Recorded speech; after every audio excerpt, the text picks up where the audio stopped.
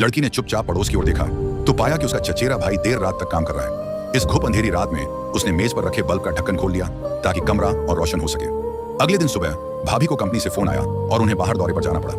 रुकते वक्त दोनों ने एक दूसरे को बड़ी मुश्किल से अलविदा कहा। अब घर में केवल लड़की और उसका चचेरा भाई ही रह गए थे। हालांकि वे अक्सर नहीं मिलते थे, लेकिन उनके बीच एक अनकहा सा रिश्ता पनपने लगा। जल्द ही लड़की ने अपनी भावनाएं प्रकट कर दी। लंबे विचार के बाद दोनों स्वाभाविक रूप से एक दूसरे के साथ जुड़ गए। लेकिन यह रोमांटिक समय ज्यादा दिन नहीं चला। लड़की को पता चला कि वह गर्भवती है।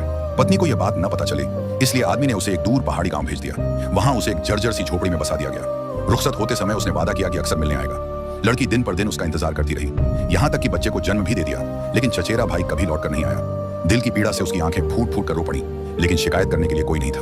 उस धोखेबाज को पकड़ने के लिए वह बच्चे को लेकर अकेली यात्रा पर निकल पड़ी, मगर उसके पास पैसे नहीं थे। टिकट खरीद नहीं सकी। थोड़ा सोचने के बाद उसने चोरी छिपे जहाज में प्रवेश कर लिया। किस्मत से किसी ने देख भी नहीं लिया, क्योंकि सारे नाविक उसी वक्त खाना खा रहे थे। वह चुपचाप यात्रियों के आराम गृह में पहुंची, जहां उसे एक खाली सीट मिल गई और बैठ गई। लेकिन तभी 2 टिकट चेक करने वाले कर्मचारी आ गए। उसकी शक की हरकतों को देखकर उसे बूढ़े कप्तान के सामने ले गए। पूछताछ के बाद पता चला कि लड़की बिना टिकट आई है। तुरंत 2 आदमियों ने बच्चे को उससे अलग कर लिया और कहा कि लड़की को अपना बदला चुकाकर टिकट लेना होगा।